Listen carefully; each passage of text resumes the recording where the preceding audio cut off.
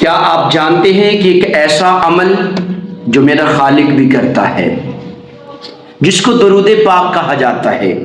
اللہ رب العزت فرماتا ہے کہ میں اور میرے فرشتے محبوب کی ذات پر درود و سلام پڑھتے ہیں۔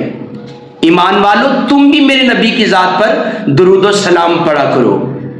میرے آقا نے فرمایا جو مجھ پر ایک مرتبہ درود پاک پڑھتا ہے، اللہ رب العزت اس پر 10 رحمتوں کا نزول کرتا ہے، 10 گناہ مٹا دیتا ہے، 10 درجات بلند فرماتا ہے۔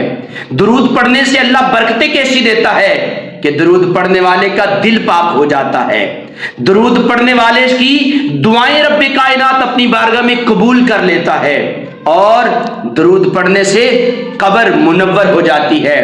تو کیوں نہ ہم کریں کہ آقا کی ذات پر درود پاک پڑھا کرے، ایک ایسا عمل جو ہر حال میں اللہ رب العزت اپنی بارگاہ میں قبول فرما لیتا ہے۔ تو مل کے پڑھیے صلی اللہ علیہ وآلہ وسلم۔